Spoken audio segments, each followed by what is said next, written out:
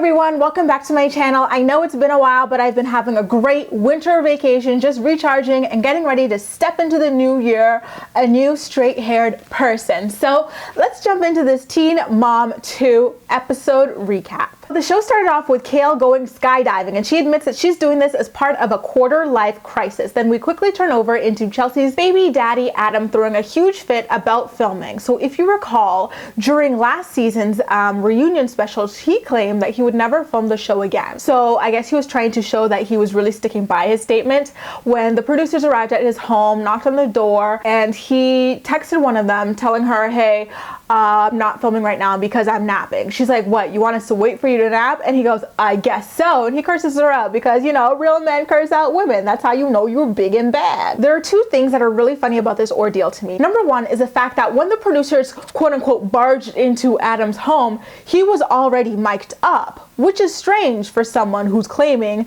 to have not let them in or to want nothing to do with filming. So I was like, okay, Adam, sure, buddy. And number two is that when he was speaking to the producer, he was complaining about the fact that MTV makes him look like an awful father because they showed him missing the father-daughter dance with Aubrey at her school. And although he didn't give a proper explanation as to why he, as an unemployed man, missed his daughter's school event, he claimed that MTV tries to make him look bad because after that, he went to his school for like a movie night with Aubrey and something else, and MTV was nowhere to be found for that. And so the producer tells him, listen, Adam, the reason we couldn't film those things was because we didn't know they happened. You didn't tell us. And so in his warped mind, he tries to turn this around and pin it as a Chelsea problem. He's like, you see, because Chelsea didn't tell you. And the producer's like, well, listen, we know about what Chelsea's doing with Aubrey and stuff because she tells us. And so Adam's like, exactly, that's my point. But no one ever films me doing stuff. I mean, I took care of my daughter twice and you weren't there. And so the producer tries to tell him again really slowly,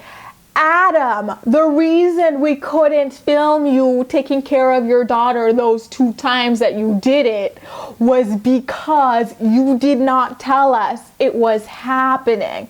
And so he goes, you see what I mean? You're supposed to be filming my every move and you didn't. Let's move on from Crazy Town, you guys. Okay, so in the wonderful world of Jenelle, we saw her doing what she does literally every season since we met her. She's going to court for criminal charges. And so as we saw last season, Jenelle started facing legal issues because she threw a mason jar at Nathan's girlfriend Jessica's head. And so this episode, we get to see it all go down. I absolutely just could not with the fact that Jenelle insisted on painting herself as the victim in all this when she's the attacker who threw this thing at the poor girl's head. One thing I have to say about Jenelle's lawyer is that she was lucky that she was dealing with Nathan and Jessica because these two people were dumb enough to admit on stand that the reason that they were pursuing these charges was to help Nathan gain custody of his and Jenelle's son, Kaiser. The lawyer asked Jessica on stand, Jessica, is it true that the only reason you're pursuing these charges is to help Nathan in his custody case? And Jessica's dumb ass goes, well, yeah, I mean, it does not look good for a mother to be attacking people.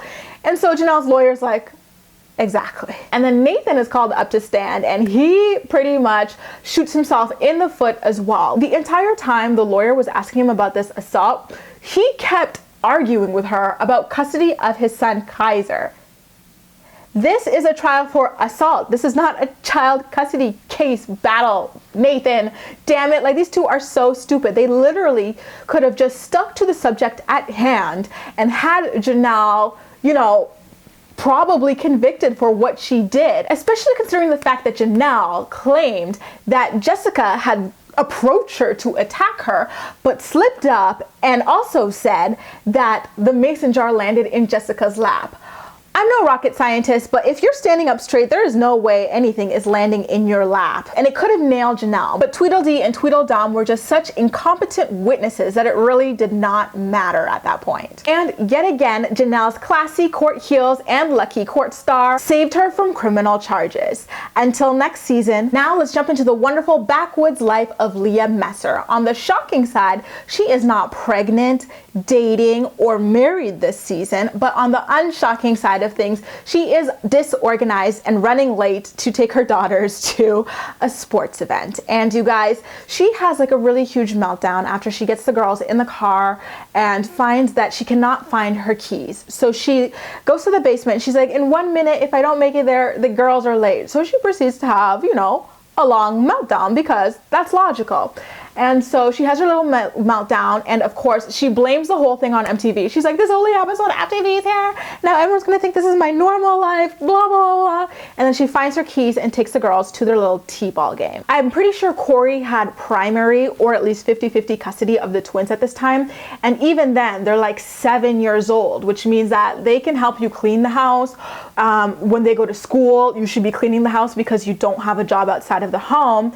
And Jeremy was around to help with Addie as well. So like the whole MTV thing, really, is MTV making you lose your keys? Is it because of MTV that you cannot buy a hook by your door to hang them up on? A really tricky thing that I picked up on was that when Leah went to chat with her cousin about the whole ordeal in her backyard, she starts whining and she's like, oh my God, like the real reason why this stressed me out so bad and I panicked so hardcore was because I felt like losing my keys and having these girls late for their sports team would be more ammo for like Corey and Miranda and the world to call me a bad mother. I mean, the fact that this only seems to happen when MTV is here will make people believe that this is my real life and it's just not who I am.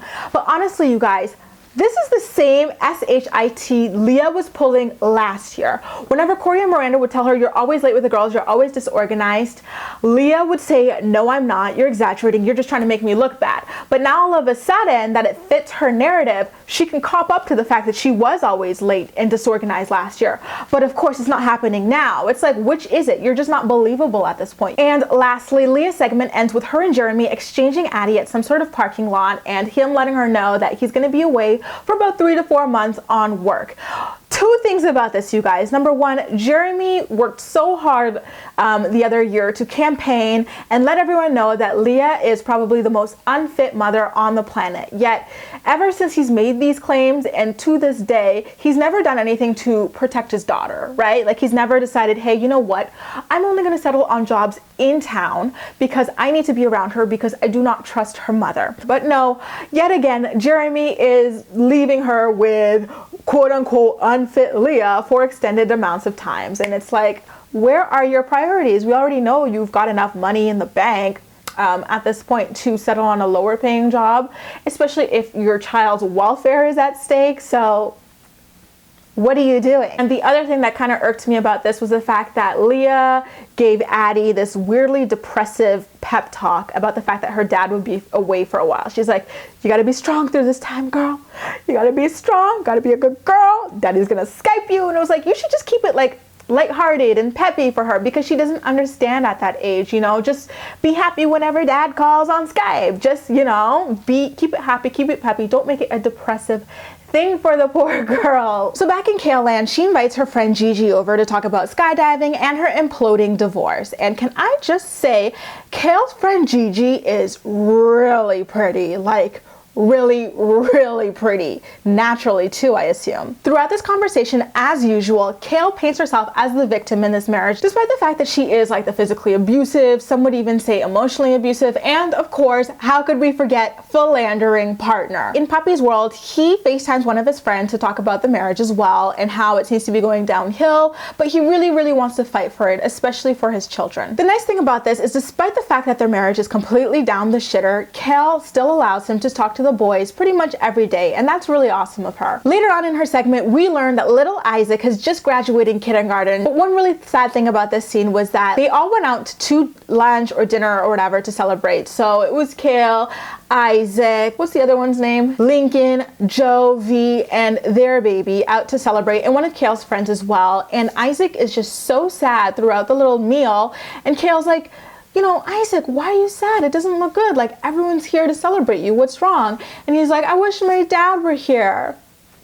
And my heart broke both for Isaac and for Joe in that moment, because this is the perfect example, you guys, of why you do not push your new flavor of the month on your children as if they are their fathers or their mothers, especially when their actual parents are literally present and in their lives. You know, a lot of these girls do it to be spiteful towards their exes, and it'll always blow up in their faces, because you know why? These people do not know how to maintain relationships. And so yeah, they get married and all that stuff, but you know what else happens? They get divorced. Anyway, you guys, this was a really sad scene. You could see in Joe's face that he was a little sad about it, but the good thing was that he seemed to be quite understanding of what Isaac was going through. And last up, we've got Chelsea's scenes, which are of course at the end because nothing happened. So one thing I do have to say though is that when they were at her home with Cole and Aubrey, and she was telling Cole about how her and Aubrey were gonna go dress shopping, her hair was a really nice, like blackish, purplish, like I don't know what color that is, but it was really, really nice. The only thing that like offset it was like the Donald Trump orange tan, but the hair was beautiful regardless. And so in this episode, like she alluded to earlier, Chelsea takes little Aubrey dress shopping, and Aubrey gets this little lace dress. It was cute. She tried it on in front of Chelsea's friend Chelsea Grace and some other chick with 2 E's in her name, and her mom as well, and they all loved it. Aubrey looked really beautiful. Chelsea's mom is so awkward and like cute to me. She kept like trying to tell Aubrey like, can you imagine in 20 years this could be your wedding dress? And that kept pissing off Chelsea, and that made me laugh an awful lot. And you know what else made me laugh? The fact that Chelsea's like friend Chelsea Grace is starting to look like a carbon copy of her, except blonde. Like, I mean, they've got the same makeup. Pretty sure they were wearing the same liquid lipstick. She's now got that like hoop earring, and like we saw earlier, Chelsea had like a mini backpack. Now Chelsea's Grace got her little mini backpack, and she got the same waves going on, child. Anyway, they all went over to a restaurant after the fitting, and just to talk about like the show, the marriage, and where Chelsea is at in her life right now. A producer asked Chelsea why she's not letting MTV film her dress shopping or her wedding, and Chelsea says, you know what, I'm in a different place now than I was when I signed up for the show. Like originally I was younger and I didn't value my privacy as much as I do now. And it's like, you know what, girl, that's cute, that's good for you, and I'm gonna let you finish, but like, you value your privacy, so get the hell off the show and allow someone who is willing to actually do their job as a reality star, you know, the opportunity to make that money, show viewers like a different lifestyle, and, you know, allow their train wreck life to play out for our entertainment. Honestly, you guys, I'll never understand why some of you think it's noble that she wants to be on the show without doing the work that being on a reality show requires. It's literally like you popping up to your job one day and being like, you know what? When I took this job like 5 years ago, I was in a place in my life where I did feel like, yeah, I could program a computer, but now, like, spiritually, as the time has gone by, I'm just not in that place anymore, you know? I mean, I like getting paid, I like showing up, I like the free trips that my work brings me on, and like the opportunity to make money through other avenues as well, but I don't like the job, you know? And I'm just gonna stay right here, sit around all day, not talk to you about anything, and cash your checks. Anyway, you guys, that's my episode recap of the first episode of this season of Teen Mom 2. I'm excited to hear what you thought about the episode. Leave all your thoughts and opinions in the comment section down below, and as usual, we'll chat. And before you go, I've got to let you know that a website that I really love reading for teen mom gossip called moderntopics.com has a great bingo game that you can play as you watch along with this series. I'm going to leave the link to it in the comment section down below so that you can check it out. You can also follow me across social media, where I do love chatting with you as well. That's all for now, and thank you so much for watching.